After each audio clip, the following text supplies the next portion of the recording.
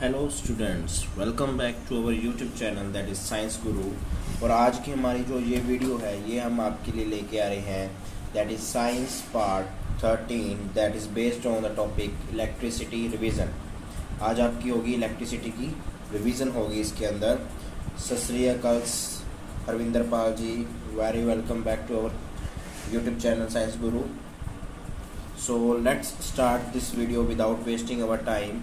हमारा जो आज का टॉपिक है that is electricity and it's most important question answers. तो इसके अंदर आपके पास हम लेके आ रहे हैं कि हम आपके लिए क्या लेके आएंगे, एक एक करके हम आपसे क्या पूछेंगे, क्वेश्चंस पूछेंगे जो एग्ज़ाम के लिए इलेक्ट्रिसिटी टॉपिक में से इम्पोर्टेंट है और you have to answer this. और after your answer your reply I will reply the answers. So let's start the topic electricity. So here is the first question, that is what is the rate of flow of electric charges called?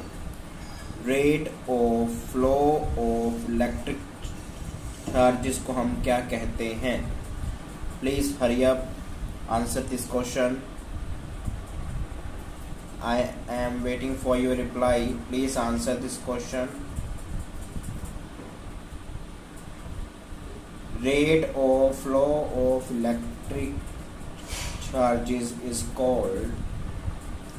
और अगर किसी को audio या video में दिक्कत है तो please अभी मेरे को रिप्लाई कर देना साथ के साथ ही।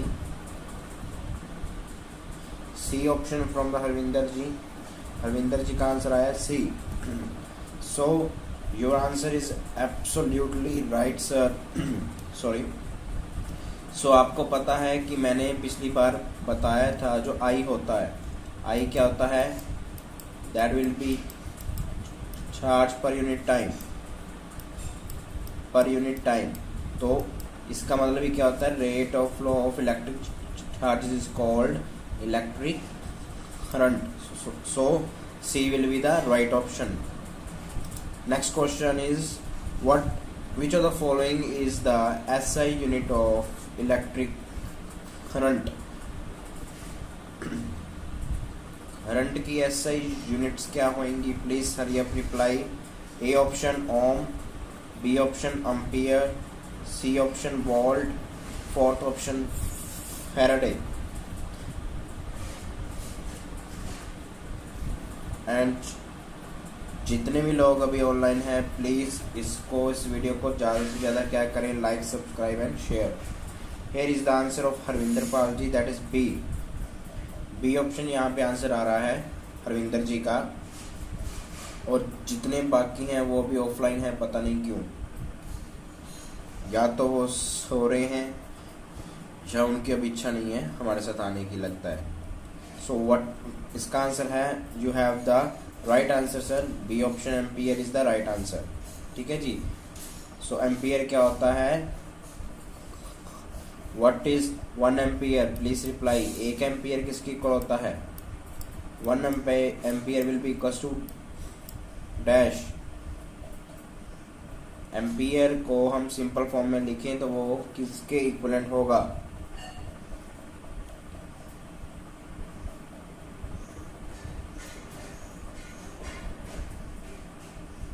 हरी up please reply. 1 ampere is equal to what? किसके इक्वल होता है 1 एम्पियर?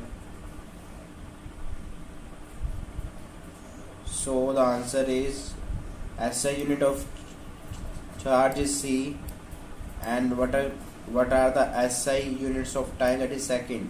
सो आपके पास आंसर बना 1 ampere is equal to 1 coulomb per second. 6.25 into 10⁸8। Sir मैंने वो नहीं आपसे पूछा कुछ भी, मैंने ये पूछा था कि एम्पियर क्या होता है। तो एम्पियर क्या होता है 1 coulomb per second. So here is the next question, which instrument is use for measuring electric potential, या पोटेंशियल डिफरेंस भी आप उसको बोल सकते हो। कौन सा इंस्ट्रूमेंट यूज होता है to find out the potential difference?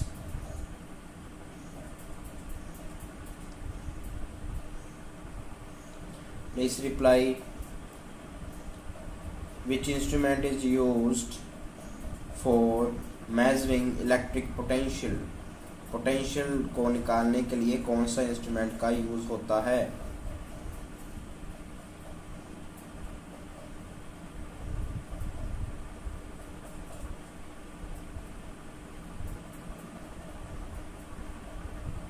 Hurry up, hurry up. Here is the answer C, voltmeter. Right answer, sir. Voltmeter is used to find the electric potential or potential difference. So let's move to the next question. And here is the next question. इसके अंदर क्या लिखा हुआ है कि when one unit electric charge moves from one point to another point in an electric circuit, जो amount of work done होता है उसको क्या कहते हो?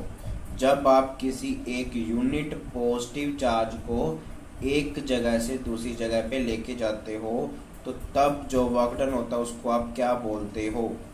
What it is called? What it is called when we move a unit positive charge from one place to another place?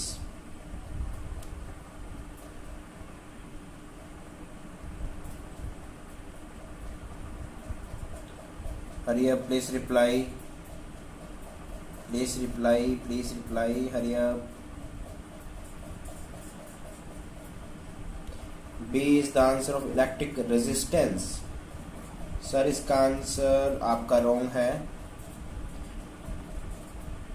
This is the wrong answer. इस line का मतलब है कि अगर हम यूनिट पॉजिटिव इलेक्ट्रिक चार्ज को एक जगह से दूसरी जगह तक लेके जाते हैं तो उसको क्या बोलते हैं? ये आपकी सीधी सीधी मैंने समझाई थी. इट्स की that is called potential difference. So answer will be D option, potential difference. So potential difference क्या होता है? जब एक यूनिट पॉजिटिव चार्ज को हम एक जगह से दूसरी पे लेके जाते हैं तो कितना हमारा क्या होगा? Work done. That will be called potential difference. तो यहाँ पे जो लास्ट पे लिखा ना अमाउंट ऑफ वर्क डन, ये आपको उलझाया हुआ है. आपको सिर्फ इसकी ये पूछी क्या थी? What is the definition? ये किस टर्म की एग्जैक्ट क्या है डेफिनेशन है? तो आपका सीधा आंसर आएगा पोटेंशियल डिफरेंस. ठीक है जी. So let's move to the next question. Here is the question. The hindrance means होता है रुकावट. ठीक है, मैं आपको एडवांस में ही बता दूं. हिंड्रेंस का मतलब होता है रुकावट. जितने भी आपके हिंदी में जिनको अच्छी समझ लगती है उनके लिए. So the hindrance presented by material of a conductor to the smooth passing of electric current. इसकी सीधी सीधी जो इंग्लिश या हिंदी में होगा उसका ये इसने यहाँ पे लिखा है कि जो रुकावट जब इलेक्ट्रिसिटी आगे को निकलती है, जब करंट आगे को आता है, जो चीज़ उसको रोकती है उसको क्या कहते हैं? करंट को आगे आने से कौन सी चीज रोकती है उसको क्या बोलते हो? इसका मीनिंग है, आई एम अगेन रिपीटिंग, कि which thing resist the flow of electric current. सीधा सीधा आप इंग्लिश में बोलो तो प्लीज रिप्लाई. बाकी क्या जितने भी और थे वो भी ऑफलाइन हैं. Anita ma'am, Parveen sir, Amarjeet sir, Gurjinder sir, या 5-6 और भी हैं. साक्षी मैम, आरजू मैम, और भी हैं कई. So answer is C, inductance. Inductance sir नहीं इसका आंसर होगा. इसका आंसर होता है रेजिस्टेंस. इंडक्टेंस तो आपके पास में कुछ एक्सप्लेनेशन ही नहीं आई, बिकॉज आपको इतना आना ही नहीं है एग्जाम में. आपको जस्ट ऊपर ऊपर से क्या करना है, उनको ये देखना है कि आपको इस टॉपिक के बारे में कुछ पता है या नहीं. Inductance means insulator. सर मैं वही बता रहा हूँ। इंडक्टेंस क्या होता है, opposite of resistance, that is 1/R is called inductance. ठीक है, लेकिन ये आपको एग्जाम में नहीं आना, आपको क्या आना है, रेजिस्टेंस के बारे में या रेजिस्टिविटी जो क्या होता है, रो होता है। ठीक है, वो आपको आ सकता है। तो इसका आंसर आएगा रेजिस्टेंस, जो क्या करता है, करंट को आगे बढ़ने से रोकता है। सो मैंने आपको आगे भी बताया था, जो ये आप सिंपल याद करते हो, जब हम क्या मूव करते हैं, when we move in the air, air से हमें क्या लगती है, एयर रेजिस्टेंस। ठीक है, तो अगर आप इसकी बात करते हो तो इसके अंदर भी लगती क्या है, रेजिस्टेंस लगती है। तो इसका आंसर होगा A option. So let's move to the next question. Now resistance of a conductor is directly proportional to what? Resistance is directly proportional to dash. ये आपको ऑप्शन दिए हैं, area, B option density, C option melting point, fourth option length. You have 4 options, you have to mark any one. So please reply. जल्दी जल्दी से क्या करो, reply. और जितने लोग अभी ऑनलाइन हैं उनसे रिक्वेस्ट है वो ऑनलाइन आए। बाद में वीडियो वो क्या करते हैं, बार बार इसको क्या करते हैं, रिव्यू, वो बात अच्छी है, लेकिन कम से कम हमारे साथ ऑनलाइन जब लाइव लेक्चर लगते तब भी प्लीज आए। D option is here is answer from the Harvinder sir. So yes sir, you have the right answer, that is length. अगर मैं ये पूछूँ resistance of a conductor is inversely proportional to, अगर मैं पूछूँ resistance of conductor is inversely proportional to what, तो इनमें से क्या आंसर होगा आपका? प्लीज रिप्लाई, इनमें से क्या आंसर आएगा अगर मैं ये बोलूँ कि resistance of a conductor is inversely proportional to the dash। So here is the answer, जो आपका 6th का आंसर, दैट इज इट इज directly proportional to length. Yes sir, very good. और अगर मैं पूछूं resistance is inversely proportional to the area. ठीक है जी, so you have right answer sir, very good. So let's move to the next question. The purpose of rheostat, ये आपको आया था, इसको आप क्या बोलते हो, वेरिएबल रेजिस्टर भी बोलते हो, वेरिएबल रेजिस्टेंस या रेजिस्टर भी बोलते हो। इससे क्या होता है, यहाँ पे लिखा है इसका यूज क्या है, either to increase the magnitude of I, इससे आई की वैल्यू इंक्रीज होती है। सेकंड लिखा इसकी आई वैल्यू क्या होती है, कम होती है। थर्ड इसकी आई की, इससे आई की वैल्यू या तो इंक्रीज करती है या डिक्रीज, मतलब it can be used for both. Last option है इनमें से कुछ भी नहीं। आपको ये भी बता दूं, रियोस्टेट का सिंबल क्या होता है, ऐसे था और उसके ऊपर ऐसे क्या थी, लाइन थी। That is the representation of a rheostat, that is variable resistance. ठीक है जी, yes sir, I am explaining. मेरे को आइडिया है कि क्या कौन से टॉपिक पे आपको दिक्कत आएगी, so I am explaining this in my live videos. लेकिन आपके कुछ आसपास के और जो मित्र हैं वो अभी मेरे ख्याल से अभी वो सुनना नहीं चाहते हमें, सो इट्स ओके। सो हमारा मेन मकसद है आप तक हर एक चीज़ को एक्सप्लेनेशन के साथ पहुंचाना। अब कोई सुनना चाहता है या नहीं सुनना चाहता, या वो हमारे साथ जुड़ना नहीं चाहता लाइव सेशन में, तो इट्स ओके, लेकिन हम आपके लिए ऐसे ही वीडियोस लेके आते रहेंगे। तो जो रियोस्टेट होता है वो क्या होता है, जिसकी क्या करती है resistance, that whose resistance changes. ठीक है, सो इसका आंसर क्या होगा, C option will be the right answer. अब मैंने यही बताया ना, रियोस्टेट से क्या करते हैं, रेजिस्टेंस वैल्यू अलग अलग आती है। अब वो क्या होगा, इंक्रीज भी हो सकती है, वो डिक्रीज भी हो सकता है उससे आई, बिकॉज आपको पता है V is directly proportional to I। ठीक है, तो जब उसको डालते तो IR होता है, that is called Ohm's law. Ohm's law होता है ना, V is equal to IR। देखो I अगर R क्या करेगा, डिक्रीज, तो I होगा क्या, इंक्रीज। अगर R क्या करेगा, इंक्रीज, तो I क्या होगा, decrease.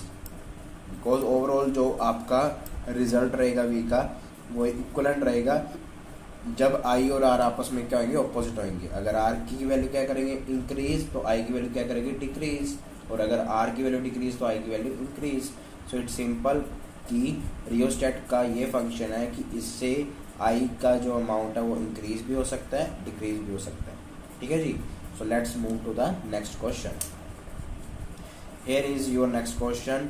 Electric potential is a option 1 scalar quantity, vector quantity, C either scalar nor vector, और D option sometime scalar sometime vector.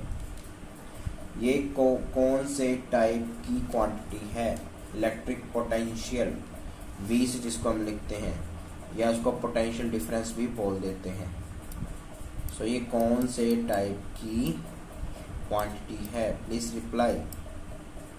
B option vector quantity. Sir your answer is again wrong. Here is the answer scalar quantity. ये एक exception है जिसके अंदर आपको ये याद रखना है कि ये किसी भी डायरेक्शन पे डिपेंडेंट नहीं होता, इसलिए ये स्केलर क्वांटिटी है, not vector quantity. So electric potential is a scalar quantity not vector quantity, because ये किसी भी टाइप की डायरेक्शन पे डिपेंड नहीं होता। अभी एक हमारा जो भी और मित्र आए हैं ऑनलाइन हुए हैं, so welcome back again. I hope you will be online with whole the video. लो जी, ऑफलाइन भी हो गए। Next question, 9th question is on your screen now. Coulomb is the SI unit of what? C जो होते हैं वो किसके एसआई यूनिट्स होते हैं? Option is charge, B option current, C option potential difference, D option resistance.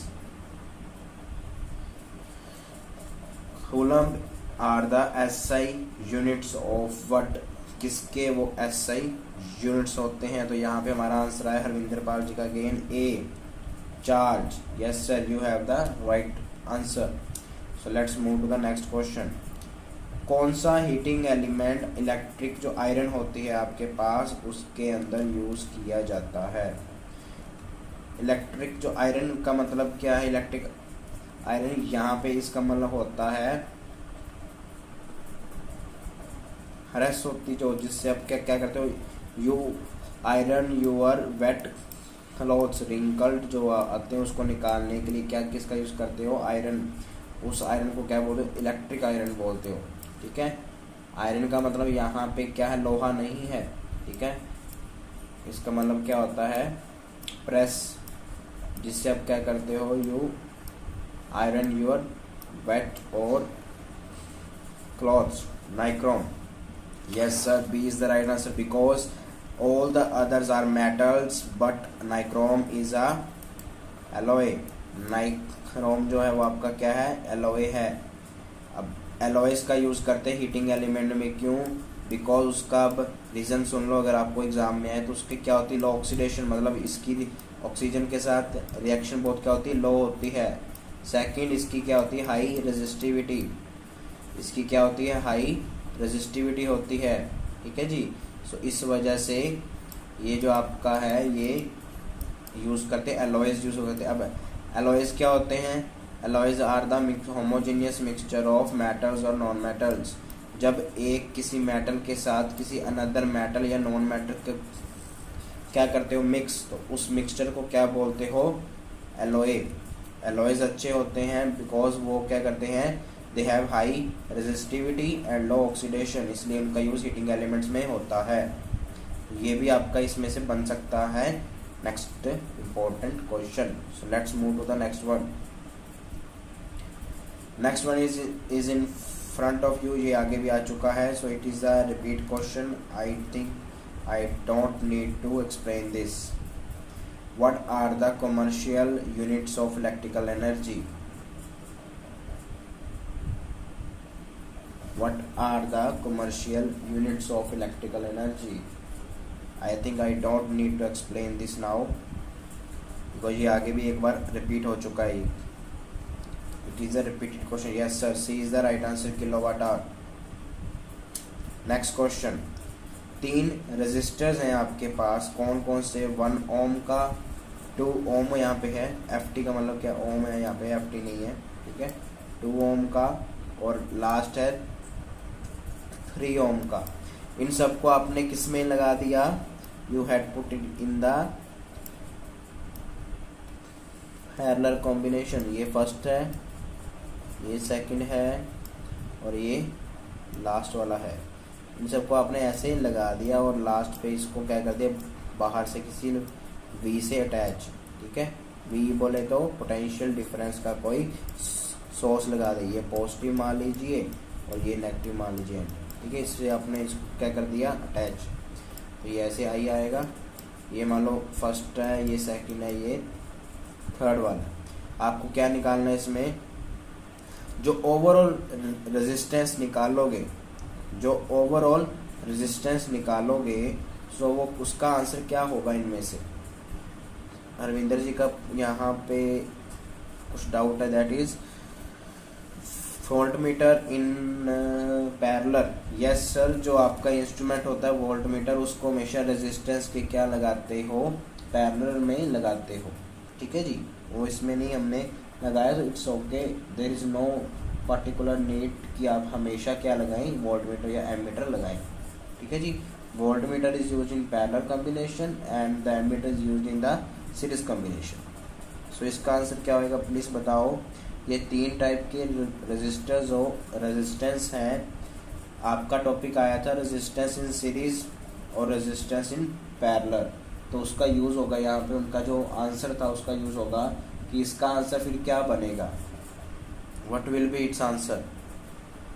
अगर ये 3 resistors आपके पास हैं, 1 ओम का, एक 2 ओम का और एक 3 ओम का, इन सब का ओवरऑल रेजिस्टेंस क्या बनेगा? ए ऑप्शन इज लार्जर या greater than 3 ohm, second is less than 1 ohm, C is equal to 2 ohm and fourth is between 1 and 3 ohm। Explain कर दीजिएगा। ओके सर, पहले सुन लो इसका आंसर क्या, लेस देन 1 ohm क्यों आ गया? देखो 1/RP आपका क्या होता है, ओवरऑल रेजिस्टेंस इन कौन से सर्किट में, पैरेलल में। तो इसका आंसर ऐसे करते हो 1/R1 plus 1/R2 plus 1/R3। सो एलसीएम कितना आया 6, ऊपर कितना गया 6, प्लस यहाँ पे 3 बचा, प्लस यहाँ पे कितना बचा 2 बचा। तो ये क्या है 1/RP, आपको RP निकालना है, ठीक है। 6 प्लस 3 9 9 2 11 बटा 6 1/RP। तो RP कितना आ गया यहाँ से, इसको क्या कर दो, इधर से भी क्या कर दो रेसिप्रोकल ले लो, इधर से भी क्या कर दो रेसिप्रोकल, या इसको ऊपर ले जाओ, इसको इधर ले जाओ, ठीक है। तो कितना बनेगा 6/11, RP 6/11। सो 6 बाई आपका जो 11 दैट इज लेस देन 1, ये क्या है लेस देन 1। सो आप हमेशा याद रख लो कि जब भी 3 रजिस्टर किसमें लगाओगे, पैरेलल में, उनमें से जो सबसे छोटे वाला होगा उससे हमेशा क्या आएगा, लेस आएगी रेजिस्टेंस। तब आपको यहाँ पे अब क्या चीज़ रखनी है याद, यहाँ पे एक चीज़ रखनी है याद, दैट इज कि जो आपका रेजिस्टेंस इन पैरेलल होता है वो क्या होता है, मिनिमम होता है। वो क्या होता है, मिनिमम होता है, ठीक है जी। So it will be less than 1 ohm, D is the right answer. Okay जी, अगर आपको इसकी समझ लग गई है, so let's move to the next question. So here is your next question. अब हम जो लेके आ रहे क्वेश्चन वो आपके थोड़े से किसके बेस पे हैं, न्यूमेरिकल बेस पे हैं, जो आपके आंसर्स आपको रखने पड़ेंगे याद इसके। इसका मतलब क्या है, an electric bulb is you connected to 220 volt generator. तो ये आपकी क्या बन गई, वोल्टेज। उसमें से आई कितना आ रहा है 0.50 ampere.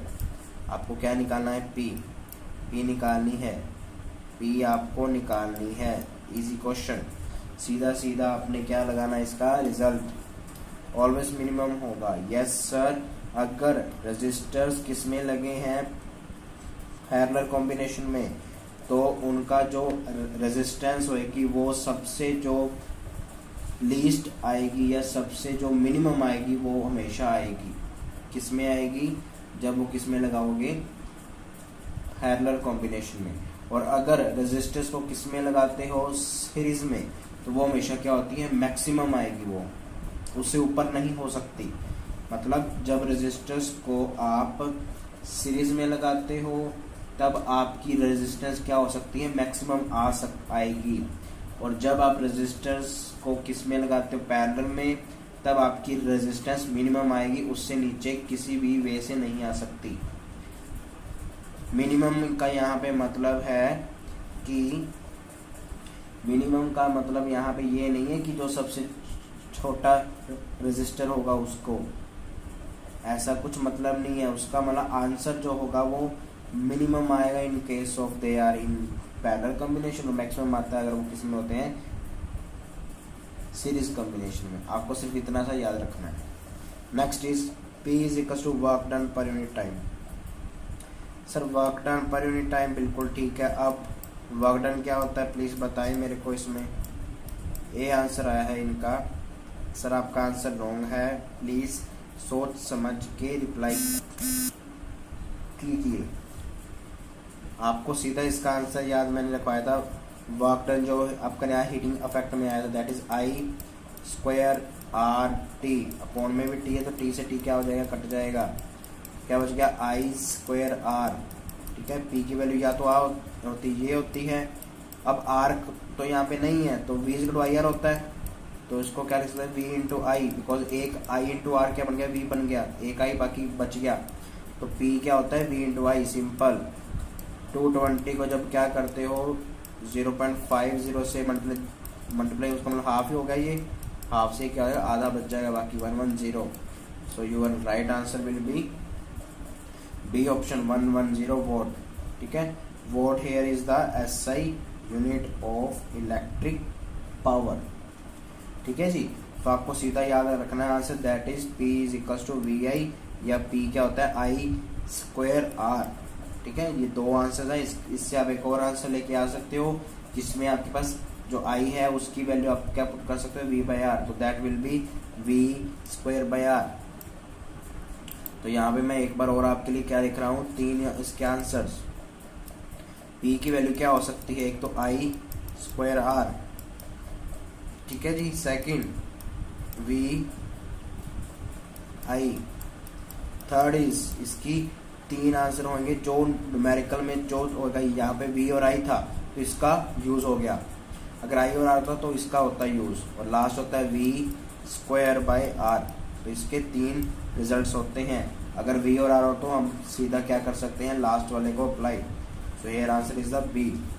Next question is in front of you, please reply. सीधा सीधा क्वेश्चन है। जो आपकी commercial unit of energy that is kilowatt hour है वो किसके इक्वल होता है?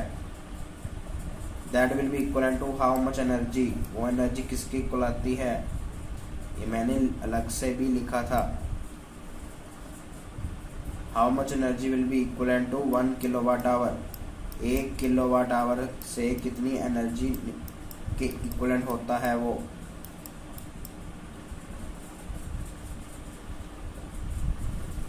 Please reply, hurry up. और जितने भी बाकी लोग हैं जो भी ऑनलाइन नहीं आए हैं, अगर वो वीडियो बाद में सुनते हैं तो प्लीज़ उनसे रिक्वेस्ट है कि आप लाइव आओ, ताकि आपके जितने भी डाउट्स हों वो साथ के साथ निकल जाएं और हमें भी वो चीज़ अच्छी लगे। सर इसका answer C option right answer. 3.6 × 10⁻⁶ joule is the right answer. Very good. 14 का ए। सर ऊपर देखो, आप अगर ध्यान से देखो 14 का सी आएगा आंसर, क्योंकि जो ए में ऊपर क्या लिखा हुआ है? 3.6 × 10⁻⁻⁶ लिखा हुआ है। ठीक है, तो इसकी क्या होती है? 10⁻⁶ जूल होते, तो C will be the right answer. Next question आपके सामने आ चुका है that is 100 joule of heat is produced each second in a 4 ohm resistor. मतलब आपके पास क्या है? ये एनर्जी है हीट, H की वैल्यू आपने यहाँ पे क्या लगाना है? H is equal to I² RT। I square R T, या आप अभी जो पीछे बताया आई स्क्वायर आर को क्या लिख सकते हो, वी आई भी लिख सकते हो या वी स्क्वायर बाई आर भी लिख सकते हो। तो इसके आंसर बनेंगे। अब आपको इसकी नीड है, देखो आपको निकालना है potential difference that is V. V आपको यहाँ पे निकालना है। अगर आप ऊपर ऐसे लिख लोगे तो आपके लिए इजी हो जाएगा एग्जाम में। आर आपके पास है और एच की भी वैल्यू ये आपके पास 100 है, ठीक है। सो यहाँ पे हम किसका यूज करेंगे, V square upon R into T, ठीक है। So I am again writing the formula that we are going to use. तो ये फॉर्मूला हम यहाँ पे लगाएंगे। तो क्या निकालना है, वी को वी जा रहने दो। देखो यहाँ पे जो ये लिखा ईच क्या लिखा है, सेकंड। सो इसका आंसर कितना, एक ही हो गया, चाहे इसको लिखो चाहे मत लिखो। तो V square equal H into R that is 400, 100 into 400। उसका जब इधर जाके क्या होगा अंडर रूट, तो वी का आंसर क्या बनेगा आपके पास 20 बनेगा। यहाँ पे सॉरी, यहाँ से रॉन्ग है, 20 बनेगा, ठीक है। C is the right answer, C is the right answer है, ठीक है जी। सो 400 का अंडर रूट कितना बनेगा, 20 इसका राइट आंसर बन जाएगा, ठीक है जी। So let's move to the next question. अगर आप क्या करते हो, पोटेंशियल डिफरेंस को सेम रखते हो, ठीक है, by keeping the potential difference same the resistance is half. मतलब आपकी V जो I इंटू आर होता है, आपने V की वैल्यू रखी क्या, सेम रखी। तो आप ये लिख सकते हो R is equal to V by I, लिख सकते हो ना। तो ये आपके पास है, ठीक है। अगली बार वो कहता है कि अगर रेजिस्टेंस क्या हो जाए, हाफ हो गया, आगे से क्या होगी, हाफ होगी, तो आई का आंसर क्या बनेगा। अगर यहाँ से आई निकालो, V is equal to I R होता है, आई क्या हो गया, वी बाई आर, ठीक है। ये आपके पास क्या था, आपके पास ओरिजिनल था, ये आपके पास क्या था, ओरिजिनली था। तो अब आपको क्या लेके आना है,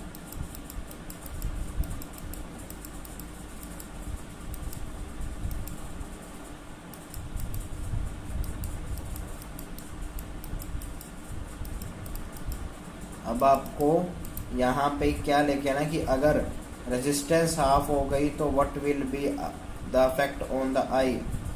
बताओ भाई, पहले मेरे को आप बताओ, मैंने आपको हिंट यहाँ पे ऑलरेडी दे दिया है। अगर आई आर की वैल्यू यहाँ पे हाफ हो जाए तो what will be the effect on I, I क्या होगा। मैंने आगे भी वैसे इसको आप ऐसे भी लिख सकते हो, V is equal to I R है।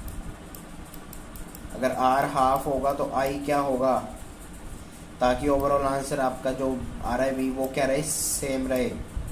तो इट्स ऑब्वियस कि अगर एक चीज़ हाफ हो रही है तो एक क्या होगी, 2 टाइम्स, बिकॉज हाफ इंटू 2 क्या होता है, इक्वल टू कितना, एक ही आंसर बन जाएगा। ये आपस में क्या हो जाएंगे, कट हो जाएंगे, ठीक है। सो आई और आर आई ऑपोजिट होते हैं एक दूसरे से। ये आगे भी आया था, अगर आर क्या करेगा, डिक्रीज, तो आई क्या होगा, इंक्रीज। यहाँ पे आर हाफ हो गया, आगे से आधा हो गया, तो आई क्या हो जाएगा, 2 टाइम्स। सो हम answer will be D option, ठीक है जी। Next question is in front of you. ये क्वेश्चन थोड़ा सा हाई लेवल का है, जिसके अंदर आपको यूज करना है resistance in series and resistance in parallel. ये 2 टॉपिक आपको क्या करने पड़ेंगे यूज यहाँ पे। देखो आपको थोड़ा सा इसमें भी हिंट की रिक्वायरमेंट होगी, बिकॉज आपने ऐसे सम्स निकालने नहीं है। पहले मैं बता दूं, पहले आपको इसकी निकालोगे, आरपी निकालोगे, पहले इसका आरपी निकालोगे, that is resistance in parallel. फिर जो इसका आंसर आएगा उसमें ये वाली होगी क्या, ऐड होगी, तो आपके पास ओवरऑल रेजिस्टेंस बनेगी। बिकॉज ये किस में है, these two are in the parallel combination. और ये आगे वाला जो 6 में ये किस में है, दिस एंड इसका जो आंसर आएगा ये वाला और ये वाला इसका जो आएगा इसका आंसर, और ये एक्चुअल में ये किस में हो जाएंगे, फिर they will be in the series combination. तो पहले आप आरपी निकालो, 1/rp कितना होता है, 1/6 प्लस 1/6 दैट इज 2/6। इसको उल्टा दो, दैट इज 3 आपका आरपी आ गया। आरपी कितना आया था, 1/3, तो वहां से क्या आंसर है, 3 आ गया। अब आरपी 3 है और आगे कितना है, 6, तो 9 और आंसर कितना बन गया 9 ओम। C will be the right answer sir, C is the right answer, 9 ohm will be the right answer। क्यों बना वो मैंने अभी आपको क्या कर दिया एक्सप्लेन। पहले आप इसका क्या निकालोगे ओवरऑल रेजिस्टेंस इन पैरेलल। हाँ जी सर 1/3 किसकी इक्वल आया 1/RP की इक्वल आया। वहाँ से RP का आंसर कितना बनेगा, इसको ऊपर ले जाओ इस साइड, इसको ऊपर इधर मल्टीप्लाई, तो RP कितना बन गया 3 ओम। अब RP कितना था 3 था और ये ऐड हो गया कितना बनेगा 9 बनेगा, 3 और 6 9। ठीक है जी। सो ये आपको थोड़े से ध्यान में रखना है कि पहले जो अगर ये इस साइड लगा हो तो भी आंसर आता इतना ही आता, तो उसका कोई अब आपको इफेक्ट नहीं होगा। लेकिन आपको इस वे से निकालना है कि पहले जो किस में होगा पैरेलल में, पहले उसको क्या करना है सॉल्व, उसके बाद उसको इसमें अब यहाँ पे क्या करेंगे ऐड अप। नेक्स्ट क्वेश्चन सबसे इजी वाला क्वेश्चन, इलेक्ट्रिकल एनर्जी क्या होती है अगर I यहाँ पे क्या है करंट है, R उसकी रेजिस्टेंस है, T उसका टाइम है। So what will be its electrical energy, energy कितनी होगी इसकी, electrical energy will be, please sir ये reply, electrical energy will be equal to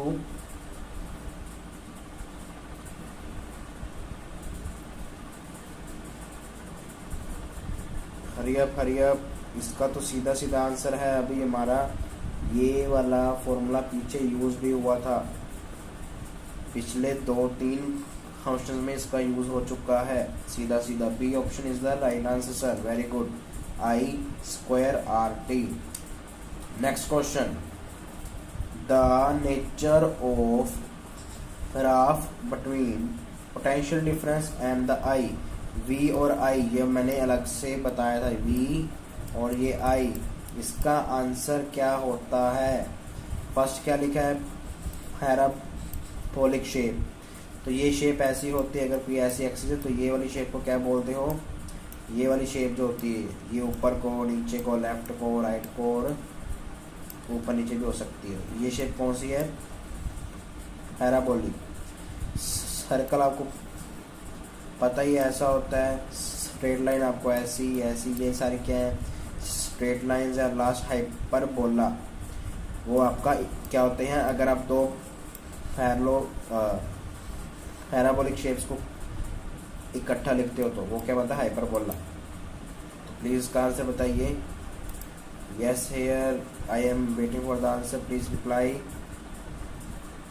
it's answer will B, ये V है ये I है, तो ये लाइन ऐसे ही आती है लाइक यूनिफॉर्म मोशन, ये मैंने वहाँ पे भी क्या बताया था आपको सेम चीज। तो इसका आंसर क्या आएगा C। और इससे निकलता क्या है, this line gives the value of what, that is resistance, because V is equal to I into R, R क्या होगा V/I, so V/I that is Y/X। ठीक है, तो इसका आंसर क्या होगा resistance. Next question, which instrument is used for measuring electric current? Yes sir, your answer is right. Next question is, which instrument is used to measure the electric current? किसकी help से निकालते हैं हम। Here the answer is very easy. Potential difference किससे निकालते थे, voltmeter से। तो वो तो अब इसका आंसर हो नहीं सकता, तो बाकी आपके पास ऑप्शन बचे A, B और D। You have the options A, B and D। C तो एलिमिनेट होगी बिकॉज वो आगे आपका आ चुका है कि इसका यूज किसके लिए होता है, पोटेंशियल डिफरेंस को निकालने के लिए। A option right answer sir, A is the right answer. और सर यहाँ पे अगर मैं ये बोलूँ कि which instrument is used to find the presence of electric current, कि वहाँ पे है या नहीं, फिर कौन सा इंस्ट्रूमेंट यूज होगा। अगर आपको सिर्फ क्या करना है, यू हैव टू सी कि वहाँ पे इलेक्ट्रिसिटी है या नहीं है, तब आप किस इंस्ट्रूमेंट का यूज करते हो। Which one of the following instrument is use if you have to check whether the electric current is present और नॉट, क्या वहाँ पे वो होगा या नहीं है, उसके लिए क्या यूज होता है। A option ammeter, B option galvanometer, C is voltmeter, D is potentiometer. Please reply. अगर आपको सिर्फ देखना है कि इलेक्ट्रिसिटी या इलेक्ट्रिक करंट मौजूद है या नहीं, तब किस इंस्ट्रूमेंट का यूज होगा, नहीं पता सर, सो इसलिए मैंने आपसे ये क्वेश्चन भी पूछा, दैट इज बी। ये आपको एग्जाम में आ सकता है, दैट इज गैल्वेनोमीटर, जी से इसको लिखते हो। सो इट इज यूज्ड कि अगर आपके पास इलेक्ट्रिसिटी है तो इसके अंदर क्या ऐसे होता है, ये तो इसके अंदर क्या लगी होती है, यहाँ पे ऐसी एक सुई लगी होती है, और जब भी इसमें से किसी चीज में से क्या पास करता है इलेक्ट्रिसिटी, तो ये होती है इसके अंदर, it will show that deflection. ये क्या होती है, अपनी ओरिजिनल जो इसकी पोजीशन सी थी वहां से वो करती क्या है, हिलती है, ठीक है। So answer will be galvanometer. Welcome back Neeta ma'am, but you are too late, it is the last few questions. It's okay. आगे से आप क्या रखें, ध्यान रखें कि आपका लेक्चर की मैंने जो अपडेट दी थी वो 1 घंटा एडवांस आपको मिल गई होगी, ठीक है जी। So A is the answer here for the four which instrument is used for finding I का अमाउंट निकालना है तो क्या यूज करना है, एमीटर। अगर आपको सिर्फ इतना ही देखना है कि इस चीज के अंदर इलेक्ट्रिसिटी है या नहीं, तब किसका यूज करोगे, B option, that will be galvanometer. Okay जी, let's move to the next question. The relationship between V and I was discovered by, V और आई के बीच की जो आपका रिलेशन था वो किसने दिया था। देखो ये क्वेश्चन इन्होंने क्या किया, थोड़ा सा घुमा दिया यहाँ पे, ये क्वेश्चन थोड़ा सा क्या कर दिया, थोड़ा सा अपनी ओर से क्या कर दिया, सीधा सीधा इसका मतलब ये है, वी और आई का जो रिलेशन है वो किसने दिया, that is your, please reply, which is yours, which law is called V is directly proportional to I। ये चीज किसने दी, V is directly proportional to I। उसी को हम क्या बोलते हैं, उनके बीच में क्या है, रिलेशनशिप है, तो उसका मतलब ही क्या होता है, V is directly proportional to I। सर V आपने लिखा D option, Anita ma'am your answer is right now, C is the right answer. Ohm's law नहीं आपका हुआ, जिसके अंदर आपके पास था potential difference across the ends is directly proportional to amount of electric current passed in it, ठीक है। So V is directly proportional to I, जब आई को हटाते हैं वहाँ पे आर लगाते हैं, where R is called resistance, V is directly proportional to I, this law is called Ohm's law. Very good answer ma'am, Ravinder Pal ji, okay जी। V is directly proportional to I किसने दिया, ओम्स ने, इसलिए इसको बोलते हैं ओम्स लॉ। आज का आपका जो लास्ट क्वेश्चन है वो है, among which of the following resistance does not depend, resistance किस पे डिपेंडेंट नहीं होती, resistance does not depend upon what, A length, B area, C temperature, and the last D option is density. Thanks sir, okay ma'am, it's okay, it's my pleasure कि आप अभी online आए हो। So please आप ऐसे ही online आते रहें, और जब भी हमारा लाइव सेशन हो तो आप हमारे लाइव सेशंस को बार बार क्या करो, आते रहो, सब्सक्राइब करते रहो, लाइक करते रहो और शेयर द वीडियो, ताकि हम हमारे साथ मैक्सिमम लोग जुड़ सकें। सो इसका आंसर सी आपने लिखा, हरविंदर पाल जी ने, हरविंदर पाल जी का आंसर सी आया है। देखते हैं आप अनीता मैम इसका आंसर कुछ लिखते हैं, नहीं लिखते। Temperature, sorry to all the candidates, Harvinder ji and Anita ma'am, your answer is wrong, your answer will be D option. आपको एक बात बता दूं, ये देखो इसका कंसेप्ट यहाँ पे आएगा ही नहीं, इसका कंसेप्ट कहाँ पे आता है, रिफ्रैक्टिव जो आपका इंडेक्स होता है उसमें आएगा सिर्फ, ठीक है। सो इसका किसी भी में अभी तक यूज नहीं हुआ, स्पेशली इन द फिजिक्स में, जहाँ पे आपके लिक्विड आ जाए या वहाँ पे क्या हो, रिफ्रैक्टिव के बारे में टॉपिक आपका उसके ऊपर हो, रिफ्रैक्टिव इंडेक्स के ऊपर, तब इसका यूज़ करना है, अदरवाइज इसका यूज़ नहीं होगा। अब एक बात और बता दूं कि रेजिस्टेंस जो है वो टेम्परेचर पे डिपेंडेंट होती है, ये थोड़ा सा आपके आया नहीं था। सो इसके अंदर क्या है, resistance also depends upon the temperature, तो वो इंक्रीज भी करती है डिक्रीज भी अकॉर्डिंग टू आगे जो चीज़ में से इलेक्ट्रिसिटी निकली वो क्या है, वो एक मेटल है, नॉन मेटल है, वो क्या एलॉय है, सुपर कंडक्टर है या सेमी कंडक्टर है, तो ये सब कुछ आते हैं। लेकिन आपको उसके अंदर नहीं जाना, आपको जस्ट इतना सा देखना है कि जो एरिया के ऊपर तो आपको पता है resistance is directly proportional to length and inversely to the area, ठीक है, इतना तो आपको आता था। लेकिन अब आपको इनके बारे में नहीं पता था, तो इनमें से आंसर है डी ऑप्शन, जिसके ऊपर ये रेजिस्टेंस डिपेंड नहीं होती, टेम्परेचर पे डिपेंडेंट होगी। बिकॉज आपको पता है टेम्परेचर के इंक्रीज होने से जो एल होता है वो क्या इंक्रीज हो जाएगा, बिकॉज हीट आएगी, हीट से ये क्या होगी एक्सपेंशन, वो जो चीज़ होगी वो क्या करेगी एक्सपैंड, तो एल इंक्रीज होगी तो आर क्या करेगी इंक्रीज। ऐसे ही आपको सिर्फ थोड़ा सा क्या लगाना है लॉजिक, अगर आपका क्वेश्चन अगर बाय चांस कोई आउट ऑफ सिलेबस आता है तो आपको जस्ट क्या करना है, थोड़ा सा दिमाग लगाना है कि या यहाँ पे जो लिखा है उसका अफेक्ट रेजिस्टेंस पे क्या हो सकता है, ठीक है जी। सो ये था आपका आज का lecture. Thank you very much for being online with us and please like subscribe and share the video. अब हम मिलेंगे नेक्स्ट वीडियो के अंदर जिसके अंदर आपका फिजिक्स का जो इम्पोर्टेंट और लास्ट आपका टॉपिक बचेगा, that will B magnetic field, and this lecture will be now on the Sunday. अब आपका अगला लेक्चर कब है, संडे को होगा, that will be on the topic magnetic field, और उसके बाद आपकी जो फिजिक्स है वो ओवर हो जाएगी। एक दो टॉपिक है छोटे छोटे से हैं, वो कोई इतने इंपॉर्टेंट नहीं है, उसके सिर्फ मैं आपके पास क्या लेके आऊँगा, ऐसे ही जैसे आज हम लेके आए हैं, that is MCQ, important most important question answers, ठीक है जी।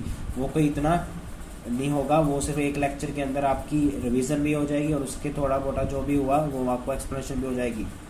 सो आप प्लीज़ ऐसे ही क्या करते रहे, वीडियो को लाइक सब्सक्राइब एंड शेयर, और जब भी लाइव सेशन हो तो प्लीज़ आइएगा। और अगर आप लोगों को ये शिकायत है कि आपको जो इसका इन्फॉर्मेशन नहीं मिलती कि हमारा लेक्चर कब है नेक्स्ट, तो आप मेरा, जैसे कि मैंने आगे भी बताया, मेरा व्हाट्सएप नंबर है 9781717032, तो आप उस नंबर पे आइए, अपना कॉन्टैक्ट नंबर लिख दीजिए बीच में, और उसमें जितने भी बाकी बच्चे हैं वो उसमें अब ऐड हो चुके हैं, तो आप भी उसमें ऐड हो जाएंगे, और आपको उसमें से सीधा जब भी मैं अप्लाई ऑनलाइन के लिए लिखता हूँ तब आपको उसकी इन्फॉर्मेशन मिल जाएगी कि आज लेक्चर इतने बजे है, ठीक है जी।